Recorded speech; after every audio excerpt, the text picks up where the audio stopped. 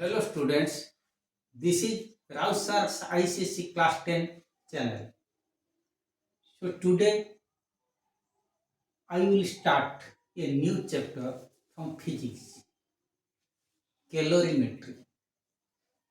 Calorimetry. So this is one of the important chapter of physics. So you should be very thorough in this chapter because chapter like electricity, light and calorimetry, those are the fundamental chapters of physics. So be attentive and listen what I teach. So calorimetry, the word calorimetry means measurement of heat. The study of measurement of heat is known as calorimetry. Calorie is the unit of heat. Metry means measurement. So what do I mean by calorimetry? The study of measurement of heat is known as calorimetry. This is a repeated question. So calorimetry means the study of measurement of heat is called calorimetry. Then you can also define calorie, kilocalorie. So calorie is the unit of heat. So how you define calorie? The amount of heat energy or quantity of heat energy required to raise 1 gram of water is known as calorie. Calorie is the amount of heat energy required to raise the temperature of 1 gram of water by 1 degree Celsius. The amount of heat energy required to raise the temperature of 1 gram of water by 1 degree Celsius or by 1 Kelvin is called calorie. Okay. Then kilocalorie. Kilocalorie होता है the bigger unit of calorie. 1 kilocalorie equal to 1000 calorie. Okay. Actually calorie को लेते हैं CGS unit of heat. Kilo calorie को लेते हैं MKS unit of heat. पहले एक एमकेएस था. सो एमकेएस का डेवलप्ड वर्जन हुआ SI unit. So how can you define kilo calorie? The amount of heat energy required to raise the temperature of 1 kg of water for 1 degree Celsius or 1 Kelvin is called kilocalorie. Actually rise in temperature by 1 degree Celsius by 1 degree Celsius rise in temperature equal to 1 degree rise in Kelvin. Kelvin को degree में प्रकाश नहीं किया जाता because Kelvin is the absolute zero temperature. It is माने this temperature was set up taking into consideration or reference to Celsius scale.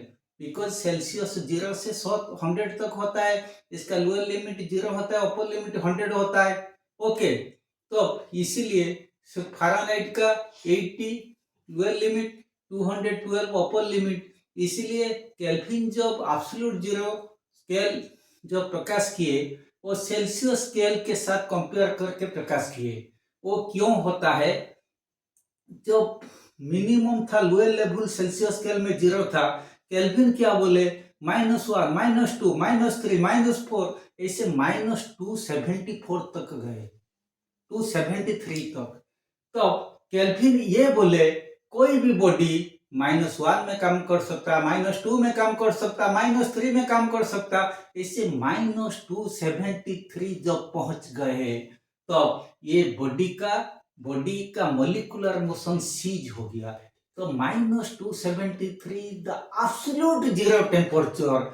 इसके बाद कोई भी बॉडी काम नहीं कर पाएगा क्योंकि इसका मोलिकुलर मोशन सीज हो जाता.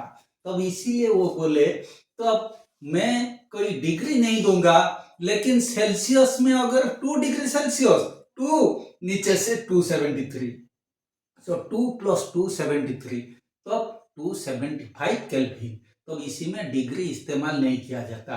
इसीलिए मैंने कोई भी डेफिनेशन में बताया कैलोरी का definition the amount of heat energy required to raise the temperature of 1 gram of water from 1 degree Celsius or 1 Kelvin is called calorie.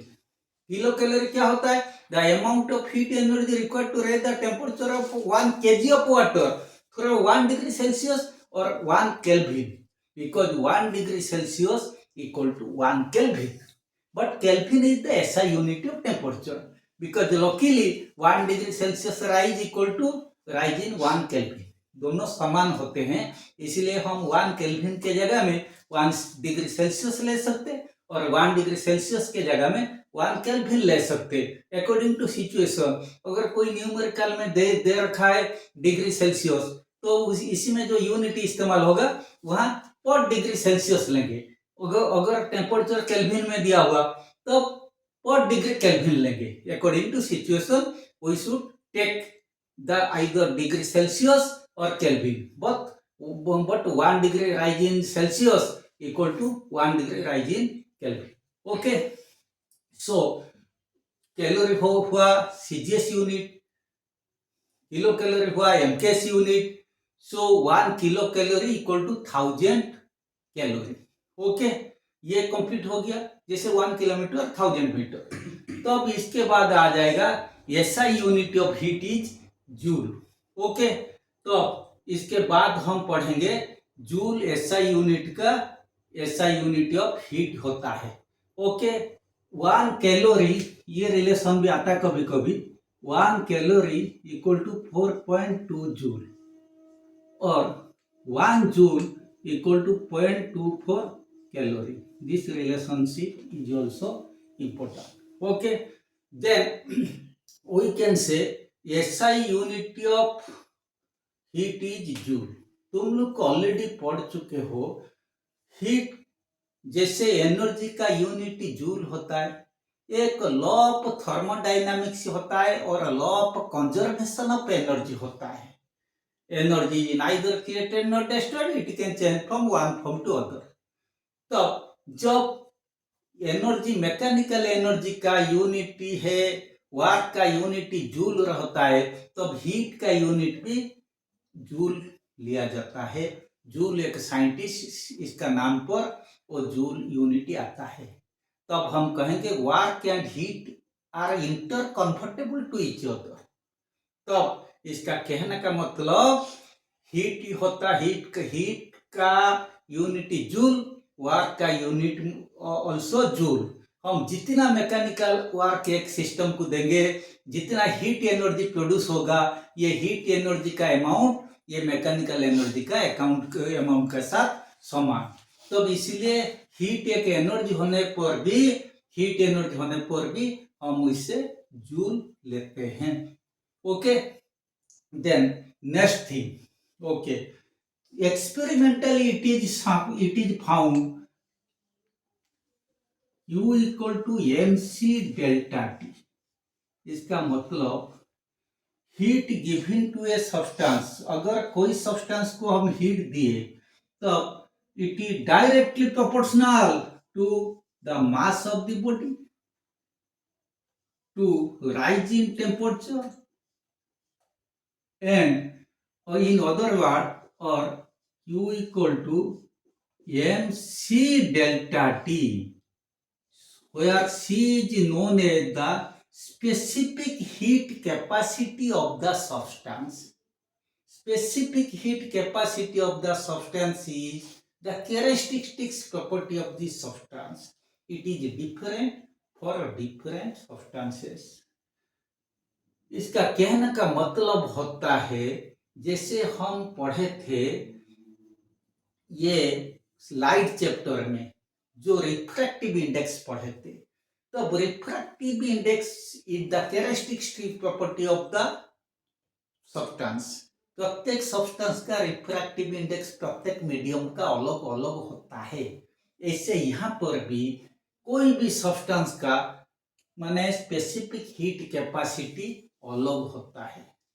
जैसे तुम 1 kg आयरन और 1 kg कॉपर, दोनों को हम समान सोर्स से समान हीट दिए तो दोनों का मास समान है.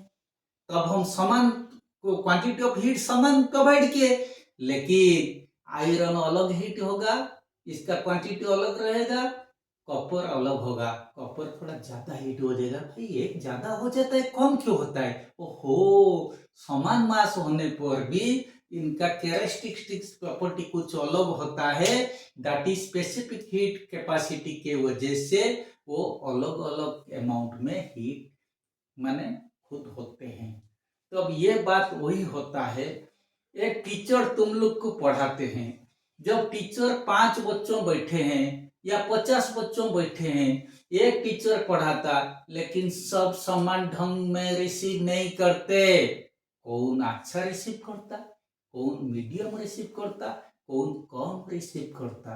तो इसका मतलब the receiving capacity of each student is separate, this is the characteristic property of the student. In the same way, experimentally it is found Q equal to mc delta T. Okay, जब हम कहें Q equal to heat added to a body, okay, M होता है mass of the body, C होता है specific heat capacity of the body, delta T होता है rise in temperature. Okay, so इसको कहा जाता, सी को कहा जाता specific heat capacity of the body. This is very important.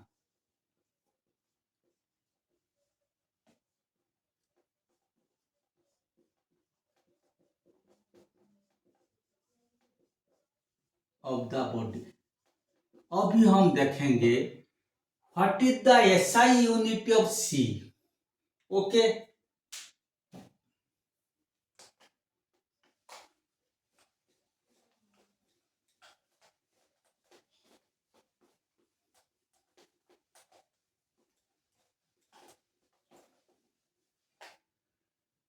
हम जानते Q equal to M C delta T. इसका कहने का मतलब इम्प्लाइज C होता है Q by M delta T. इसका कहने का मतलब Q का ऐसा यूनिट होता है जूल, M का ऐसा यूनिट होता है केजी, इसका ऐसा यूनिट होता है केल्विन। और मैंने कहा ये कैपिटल के 1 degree rise in kelvin equal to 1 degree rise in Celsius, और joule per KG degree Celsius. इसको भी ऐसे लिखा जाता, डोंट कंफ्यूज, जूल केजी -1 के -1 कैपिटल के, या जूल केजी -1 और डिग्री सेल्सियस -1, ऐसे भी लिखा जाता है। सो स्पेसिफिक हीट कैपेसिटी का ऐसा यूनिट होता है joule per kg kelvin. Clear?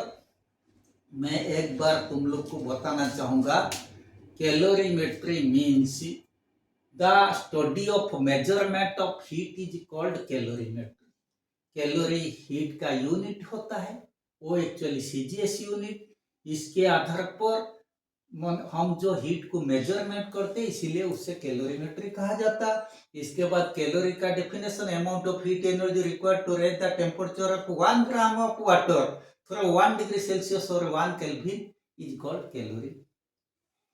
Similarly kilo calorie होता है एमकेएस यूनिट।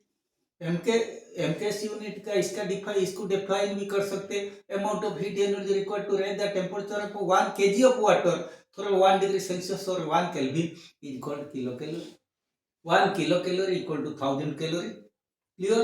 बट ऐसा unit of heat is joule. Okay, ये जो कैलोरी हीट होता है, हम जो मेडिसिन खाते, कोई फ्रूट्स खाते, हम बोलते हैं इसमें इतना कैलोरी एनर्जी होता है, दैट इज हीट एनर्जी। तब उसी जगह में हम जूल नहीं लेते। जूल जनरली हम लेते कहां पर, जहां पे हीट एनर्जी वर्क को चेंज होता, मैकेनिकल वर्क को, या मैकेनिकल एनर्जी हीट को चेंज होता, वहां पर जूल इस्तेमाल किया जाता है। ओके, तो अब ऐसा unit of heat is joule. हम भी जानते हैं 1 कैलोरी इक्वल टू 4.2 जूल और 1 joule equal to 0.24 calorie. Clear? Then हम देखेंगे experimentally it is found that एक बॉडी जब हीट होता तब heat developed in a body is directly proportional to mass of the body is directly proportional to rise in temperature is directly proportional to the property of the body, that is characteristics property of the body, that is known as specific heat capacity of the body, or Q equal to mc delta T. C is known as the specific heat capacity of the body. SI unit of C is joule per kg Kelvin. 1 degree rise in Celsius equal to 1 degree rise in Kelvin. Kelvin में degree नहीं लिया जाता because that is the absolute zero temperature. पहले तो Celsius में zero था, इसको absolute zero बोले. -1 -2 जाके जब -273 हम पहुंच गए, इसके बाद नहीं जा सकते. तब इसको गिन गिन के हम गए कहाँ तक? जीरो तक. तब इसके साथ सेल्सियस के साथ कंपेयर किए, इसलिए वहां पर डिग्री नहीं लिया जाता. ओके, सो सी का ऐसा यूनिट होता है joule per kg kelvin. So now we can give the definition. We can define specific heat capacity. Specific heat capacity of a body is the amount of heat energy required to raise the temperature of unit mass of the body from 1 Kelvin or 1 degree Celsius. Clear? पहले ऐसे लिख देना. Specific heat capacity of a body is defined as the amount of heat energy required to raise the temperature of unit mass of the body from 1 degree Celsius और 1 Kelvin. Clear? तुम कहेंगे sir आप unit mass बोले, यहाँ KG लिखे. हम कहेंगे है ना. जब ऐसे भी बोल सकते, specific heat capacity of a body is defined as the amount of heat energy required to raise the temperature of 1 kg of the substance. Bracket में लिख देंगे इन ऐसा यूनिट, और 1 gram of the substance bracket में लिख देंगे CGS unit. ऐसे नखरा ऐसा यूनिट सीजीएस यूनिट लिखने से अच्छा होता है यूनिट मास. तो दूसरे को पता चल जाएगा. इसका मतलब यूनिट मास मतलब कोई भी यूनिट केजी में हो सकता है, 1 kg या 1 gram. Okay, so specific heat capacity of a body is defined as the amount of heat energy required to raise the temperature of unit mass of the body from 1 degree Celsius और 1 kelvin. Okay, ये होने के बाद next thing हम जानेंगे Q equal to mc delta T. Okay, तो इसको मिटाओ मत. Q equal to mc delta T, इसका मतलब Q by m delta T. ये C equal to m Q by m delta T. A little common sense will indicate this is very important. C equal to Q by M delta T, या हम लिख सकते delta T equal to Q by M into C. इसका मतलब higher the specific heat capacity of a body lower in rise in temperature. मतलब delta T कम रहेगा, denominator सी जिसका ज्यादा रहेगा. इसका मतलब if two bodies A and B are taken, ICSE question, one has higher specific heat than other, then which is a good conductor of heat? Very important. तो अब ये तो बढ़िया चीज होता है. Q equal to mc delta T equal to Q by m into C. इसका मतलब जिसका C ज्यादा है इसका राइज इन टेम्परेचर कम होगा. राइज इन टेम्परेचर कम होगा मतलब ये अच्छा कंडक्टर नहीं है. Okay, so if C is more then it is a bad conductor. If C is less it is a good conductor. This is very important. Then next thing,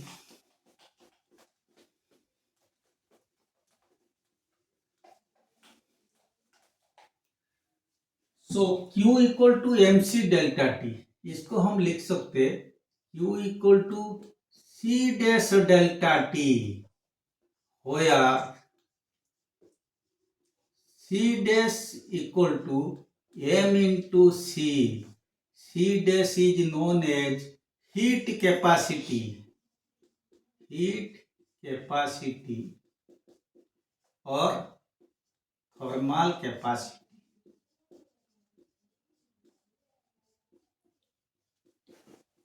okay, so इसको कहा गया heat capacity और thermal capacity. Q equal to C dash delta T, where C dash equal to M into C. Heat जो होता है thermal वही होता है। हम लेट में पढ़ेंगे इंजीनियरिंग सेक्शन में, इवन +2 में, एक थर्मोडाइनामिक्स, वेरी इंपॉर्टेंट। थर्मो मतलब हीट, तो इसी को हीट कैपेसिटी कहेंगे या थर्मल कैपेसिटी कहेंगे, इसको भी हम डिफाइन करेंगे, ये भी very important. So Q equal to C dash delta T implies C dash equal to Q by delta T equal to joule per kelvin और joule per degree Celsius. So heat capacity of a body is defined as the amount of heat energy required to raise the temperature of the entire mass of the body by 1 degree Celsius और 1 Kelvin। वहां था unit mass, यहाँ entire mass. वहां unit mass अगर लेंगे, यहाँ पूरा entire mass लेंगे। ओके, सपोज कोई हम लोग का बारे में कोई कुछ प्रॉपर्टी बोलेगा, मेरा ये फिंगर के बारे में कहा ये सार का खाली फिंगर को हम टेस्ट करेंगे। अगर खाली फिंगर हम काउंट नहीं करेंगे, पूरा बॉडी काउंट किए, तब वो हो गया C dash. So heat capacity or thermal capacity of a body is defined as the amount of heat energy required to raise the temperature of the entire mass of the body for 1 degree Celsius और 1 kelvin. इसका ऐसा unit होता है joule per kelvin और joule per degree Celsius. Clear? where the relationship between C and C dash is C dash equal to m into C। C में unit mass, C dash में entire mass. Okay, so this portion complete।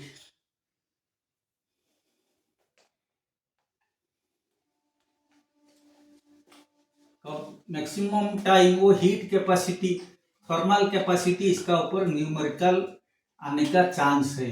मैं तुम लोग को कहा you should beer with me because this is a fundamental chapter having माने somewhat lengthy, so this you should be patient to listen all the things. It may take 2-3 classes, so you should bear with me।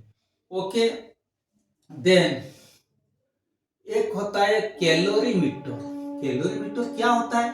Calorie मतलब heat, metre मतलब मापने का चीज। हम बोलते ना जरा मीटर डाल दो कितना करंट आता है देखो। कोई मीटर क्या होता है भाई? वो एमीटर को मीटर कहा जाता है। मीटर मतलब कोई चीज मापने का चीज, तो कैलोरी मीटर हीट मापने का चीज। So calorimeter, the instrument which is used to measure heat is called calorimeter. So calorimeter is a device which is used for the measurement of heat. It was first devised by Joule, so accordingly, so the SI unit of heat is joule। Okay, so calorimeter is like this।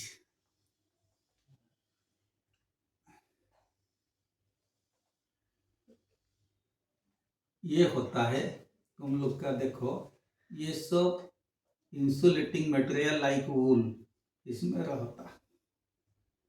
Okay, तो अब यहाँ पे एक thermometer डालेंगे।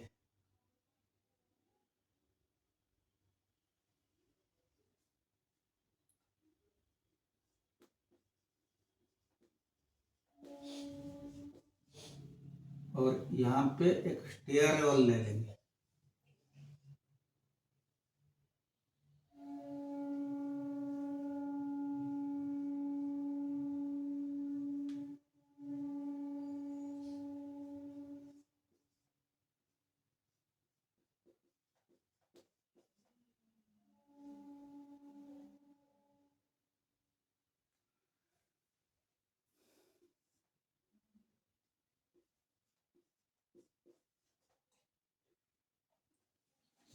देखो ये very important. Calorimeter क्या होता है? एक इंस्ट्रूमेंट जिससे हम हीट माप सकते हैं। तो अब ये जूल क्या किए, एक ऐसे एक इंस्ट्रूमेंट लिए जो कॉपर में बना हुआ। एक्चुअली हम तो कोई लकड़ी का बक्सा में पानी नहीं ले सकते, कोई भी तो मेटल लेंगे, वो कौन सा मेटल चुनेंगे, तो वो कॉपर चुनना चाहिए। Why copper? इसका भी कारण होता है, a calorimeter is made up of thin sheet of copper. इसका कॉज होता है copper has low specific heat capacity, by making it thin its heat capacity or thermal capacity also becomes low, so it extract less heat from the content inside में जो चीज को हम test करते उससे बहुत कम हीट वो खींचेगा। भाई किसी को भी लेंगे कोई भी मेटल को, वो तो हीट खींचेगा, लेकिन कॉपर बहुत कम हीट खींचता, because it has low specific heat capacity. हम जानबूझ के इसको पतला बना देते तो इसका हीट कैपेसिटी भी कम हो जाता, क्योंकि मास का ऊपर डिपेंड करता है हीट कैपेसिटी, ताकि वो अंदर में जो टेस्ट हो रहा है पानी या कोई लिक्विड, इससे वो ज्यादा हीट खींचेगा नहीं। It will extract less heat from the contents inside. Second चीज होता है copper is a good conductor of heat. तो कोई भी मेटल हम इस्तेमाल करेंगे सब तो हीट लेंगे ही लेंगे, लेकिन कॉपर जितना भी लेता है बहुत जल्द ले जाएगा और इसको बाहर को निकाल देगा, तो इसीलिए हमारा फर्दर एक्सपेरिमेंट डिस्टर्ब नहीं होगा। Do you follow me? This is very important question. Why copper is made up of, why calorimeter is made up of thin sheet of copper? Calorimeter is made up of thin sheet of copper because copper has low specific heat capacity, point 1. By making it thin, its heat capacity also becomes low, so that it extracts less heat from the contents inside. Okay. Second point, copper is a good conductor of heat. अगर question आया why copper is used as to metal for making calorimeter, thin sheet वो नहीं बोला गया, तुम कहेंगे खाली थोड़ा छोटा कर देना, copper is a good conductor of heat. Second, the specific heat capacity of copper is low. अगर why thin sheet of copper, हम लिखेंगे copper has low specific heat capacity, by making it thin its heat capacity become low, so that it will extract less heat from the contents inside. Okay, ये एक stair यहाँ लिए, इसको ऐसे ऐसे ऐसे स्टेयरिंग किए, जैसे दही मेकिंग कॉर्ड ऐसे स्टेयर होता है, तब ये हीट हो जाएगा पानी। So mechanical energy is converted to heat energy. और मैकेनिकल एनर्जी दिए कैलोरीमीटर का अंदर, तो पानी को मैकेनिकल एनर्जी जब दिए वो हीट एनर्जी को स्टेयर के भाया स्टेयर वो कन्वर्ट हो गया। सो कैलोरीमीटर का मेन मतलब है वो मैकेनिकल एनर्जी को हीट एनर्जी को कन्वर्ट करता है। It is based on the law of conservation of energy. इसका मतलब हम जितना मैकेनिकल एनर्जी देते हैं इतना हीट एनर्जी हमें मिलता है। Okay, so calorimeter is based on the principle of law of conservation of energy. So how much mechanical energy we are providing by the stirrer, same amount of heat energy is available to us. Okay, then I also told you why calorimeter is made up of thin sheet of copper. ये चीज तुम लोग को जानकारी हो गया। Then next thing, ये जो thin sheet of copper लिए, ये भी थोड़ा एग्जाम में आता है, इसका inner and outer surface should be shining होना चाहिए, polished, so that it will minimize the heat lost due to radiation. Radiation से जो हीट लॉस होगा, हम कोशिश करेंगे जितने को पूरा कोशिश करेंगे जैसे ये इंस्ट्रूमेंट से बाहर कुछ हीट कुछ नहीं जाना चाहिए इस इंस्ट्रूमेंट से, या बाहर से कुछ अंदर को हीट आके इसको डिस्टर्ब नहीं करना चाहिए। ओके, देन नेक्स्ट चीज होता है यहाँ पे it should be made up of, ये lid should be made up of wooden lid, ताकि माने to reduce the heat loss due to convection. Okay, then also the portion between the copper calorimeter and wooden jacket, this is wooden jacket, इसका पास में एक wooden jacket बाहर में दिया जाता, should be filled with insulating material like wool so that it will minimize the heat loss due to conduction. तो conduction से हीट लॉस को मिनिमाइज होगा। तो ये चीज भी ये आता है कभी कभी। So calorimeter very important, it is based on the principle of ना law of conservation of energy. So heat माने हाउ मच हीट हम देते हैं, same how much mechanical energy हम दे देते हैं, इतना हीट हमें मिलता है। Okay, it is also called principle of mixtures. हम जितना हीट देते हैं इतना हमें, माने एक चीज को हीट देते हैं, तो मैकेनिकल एनर्जी देते हैं, वो सेम अमाउंट हमें हीट होके हम सेम अमाउंट हीट वो देता है। ओके, ये चीज हो गया। इसके बाद में थोड़ा बताऊंगा, कभी कभी ये आता है, थोड़ा मैं बताना चाहूंगा, बेग चीज मेरा याद आ गया, वो Q equal to M C delta T जो था, तो अब C था, क्या होता है Q by M delta T. तो अब यहाँ पे क्वेश्चन आएगा, what do you mean by the statement specific heat capacity of a metal और specific heat capacity of a body is 50 joule per kg kelvin. इसका मतलब ये अगर 50 दे रखा है, तब what do you mean by specific heat capacity of a body is 50 joule per kg kelvin. It means 50 joule of heat energy is required to raise the temperature of 1 kg of the body from 1 Kelvin. Okay, अगर कभी कभी ऐसा आएगा U equal to C dash delta T, वो M into C को हम C dash बना दिए, इसका मतलब C dash equal to U by delta T. अगर क्वेश्चन आया what do you mean by the heat capacity of a body is 0.4 joule per kelvin, it means 0.4 joule of heat energy is required to raise the temperature of the entire mass of the body, or temperature of the body लिख देने पर entire mass of the body थोड़ा 1 kelvin. ऐसे भी question आता है। तो इसके बाद आता है दो बॉडी ए बी, एक का स्पेसिफिक हीट कैपेसिटी ज्यादा है, दूसरे का कम है, which is good conductor of heat. Okay, और किसका राइज इन टेम्परेचर ज्यादा होगा, ये भी एक common question. Then practical significance of or practical application of specific heat capacity or practical application of high specific heat capacity of water।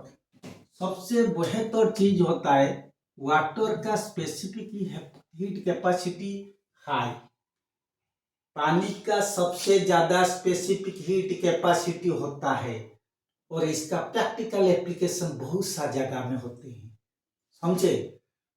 So what is the special application of high specific heat capacity of water. First point, land breeze और and sea breeze. How land breeze and sea breeze are found. हम कहेंगे, listen mindfully, वो बहुत बड़ा चीज को मैं छोटा करके समझा देता हूँ। Water has high specific heat capacity. The specific heat capacity of water is nearly 5 times more than the specific heat capacity of sand. That's why sand is heated up or cools down 5 times faster than water. That's why sand is heated up or cooled down 5 times faster than water. क्योंकि जिसका specific heat capacity कम होता है वो जल्दी गर्म होता है भाई। This differential heating and cooling of land and water causes land breeze and sea breeze. Okay, again I repeat, water has high specific heat capacity. The specific heat capacity of water is nearly 5 times more than that of the sand or land. Okay, that's why the sand is heated up or cooled down 5 times faster than the water. This differential heating and cooling of land and water causes land breeze and sea breeze. Okay, then water is used as an effective coolant. Coolant मतलब हम जो car radiator में इसका engine को ठंडा करने के लिए पाइप में सब पानी इस्तेमाल करते हैं, हम वहाँ वाटर देते हैं, कोई दूसरा लिक्विड नहीं देते हैं, because water has the high specific heat capacity. Why water is used as a coolant in car radiator. Okay, ये बहुत इंपॉर्टेंट क्वेश्चन. हम लिखेंगे water is used as a coolant in car radiator to cool the engine because it has high specific heat capacity. First point. अगर 2 mark आया होगा, 1 mark तो इससे ही मिल जाएगा, क्योंकि वाटर का हाई स्पेसिफिक हीट कैपेसिटी होने के कारण इसको कूलेंट के रूप में कार रेडिएटर में यूज किया जाता. फर्स्ट लाइन लिखेंगे. सो it extract more heat from the engine without much rise in its own temperature. क्योंकि वो इतना जल्द गर्म नहीं होता, जिसका हाई स्पेसिफिक हीट कैपेसिटी इतना जल्द गर्म नहीं होगा, इतना जल्द ठंडा नहीं होगा. Okay, that's why it does not heats up so quickly and takes a long time for to be heated up without much rise in its own temperature and extract much more heat from the surrounding. वो engine से heat को खींचेगा, लेकिन अपना temperature वो ज्यादा बढ़ाएगा नहीं. जैसे बच्चों लोग कोई गलती करने पर पापा मम्मी, जनरली माँ, क्या होता है, मदर कभी इतना गुस्सा नहीं होती. बेटा को अगर बेटा या बेटी कोई गलती कर दिए, वो क्या होता है, इनका स्पेसिफिक हीट कैपेसिटी ज्यादा होने के कारण, सहन करने का शक्ति ज्यादा होने के कारण वो बहुत कम वो हीटेड माने ये होते है, दिमाग गर्म करती बहुत कम, क्योंकि इसका सहन करने का शक्ति ज्यादा होता है. ओके, तुम भी ये चीज याद रखो. हम जो हॉट वाटर बैग वो जो देते हैं, मैंने एटर बैकबोन, रात में इसे हॉट वाटर बैग दे के हम सोते हैं, जिसका ये पोर्शन मैंने द्वारा जो रहता है, तो हॉट वाटर बैग देने पर ये रात भर हमें हीट देता है without much fall of its own temperature. Okay, then water is used for fermentation. Okay, fermentation, FORMENTATION, fermentation नहीं, फर्मेंटेशन मतलब हॉट वाटर बोतल को कोई जगह में किसी दूसरे को हम हीट करके रखेंगे बहुत देर तक. हम इसके पास हम हॉट वाटर बोतल रख देने पर क्या होता है, water has high specific heat capacity, so it provides heat to the surrounding for a long time without much fall of its own temperature. So what hot water bottles are used for fermentation. Okay, then farmers fill their land field in cold countries to protect their crops from frost. Cold country में क्या होता है, जब रात हो जाता तब माने gradually temperature falls. When the temperature falls to 0 degree Celsius temperature, then water changes to ice. तुम जानते हो आइस का माने डेंसिटी वाटर से कम होता है ना ज्यादा होता है, कम होता है, 13% कम होता है. इसीलिए वो टाइटेनिक अगर जो ध्वंस हुए तो 13% ऊपर दिखाई देता, बिग मास से सब आइस पानी का नीचे रह जाता, तो पता नहीं चलता वो एक पक्षी माने फ्लोट करता या तो माने या आइस बोर्ड, पता नहीं चलता. एनी हाउ, सो ये क्या होता है, मैंने कहा जब आइस का डेंसिटी कम होता तो वॉल्यूम ज्यादा होता, because density equal to mass by volume, तो वो ज्यादा स्पेस लेता है. जब वो पानी आइस हो जाएगा वो ज्यादा, वो मैकेनिकल वेदरिंग याद दिलाओ, जो पत्थर सब टूट जाते हैं ठंडा देश में, वो जो होता है पत्थर का बीच में जो होता है क्रैक, वहां पे पानी बर्फ हो जाने पर वो ज्यादा फट जाता है. तो ही बात होता है। तब ये जब इसका वॉल्यूम बढ़ जाता तब ये ब्रस्ट होने का चांसेस होता है। लेकिन बाहर में अगर इसको पानी फिल करके हम रखेंगे, पानी कहेगा भाई तुम्हें 0 डिग्री पहुंचने में नहीं दूंगा, क्योंकि I will provide you constant heat for a long time. So water outside will provide the crops constant heat for a long time without much fall of its own temperature, and it never allow the inside temperature of the crop to fall to 0 degree Celsius. Okay, then next thing, acha, then the plants and animals or human body has 80 to 90% water.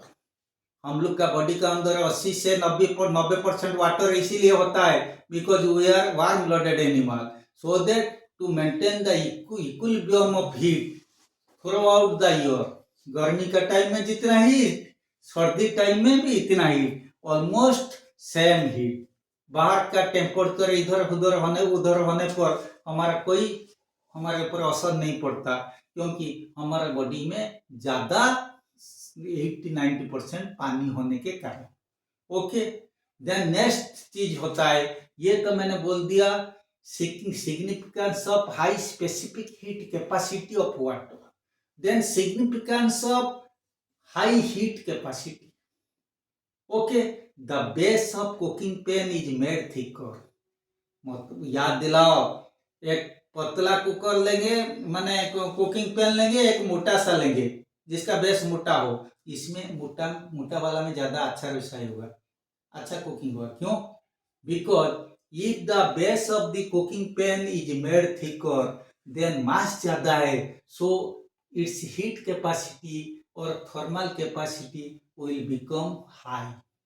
तब इसका heat capacity या thermal capacity बढ़ जाएगा। पतला में जितना heat capacity thermal capacity, इसका कई गुना ज्यादा हो जाएगा। सो जब हीट कैपेसिटी ज्यादा होता है, so it will absorb heat from the surrounding for a much time and without much rise in its own temperature and provide steady temperature to the food। क्योंकि वो बहुत देर तक बाहर से ज्यादा हीट खींचेगा, अपना टेम्परेचर इतना राइज नहीं करके बाहर से ज्यादा हीट खींचेगा और लॉन्ग ड्यूरेशन तक हीट प्रोवाइड करेगा कुकिंग के लिए। Okay, then the base of the electric iron also made thicker. हम जानते इलेक्ट्रिक आयरन में, तुम कहेंगे हीट इलेक्ट्रिक आयरन में कैसे होता है? हम जानते H=I²RT। इलेक्ट्रिसिटी के चैप्टर याद दिलाओ, H=I²RT। तो करंट देने पर हीट होता है। अगर इसका बेस को हम थिकर कर देंगे, same thing, then it will, जब थिकर हो जाएगा, इट विल माने remain heated for a long period of time. माने इतना जल्द वो ठंडा नहीं होगा। It will provide heat to the clothes for pressing for a long period of time without much fall in its own temperature। इसीलिए हम ये चीज याद रखना चाहिए हमें, why the base of the cooking pan is made thicker, why the base of the electric iron is made thicker। then एक चीज होता है, why calorimeter is made up of thin sheet of copper। I already told you, just recall, copper has good conductor of heat। Okay, first point, copper has low specific heat capacity. By making it thin, its heat capacity also becomes low, so it absorbs less heat from the contents inside। Okay, so up to this portion, theory portion of first part of calorimeter completed। Then one more class it will take to cover the numericals। Total numerical, I think important numerical 1 class, then second part के लिए 1 class, nearly 3 class total calorimeter section will take 3 classes. So today first part total theory portion, I try to complete all portion of theory। Okay, wishing you all the best. I remain. Thank you. Yeah.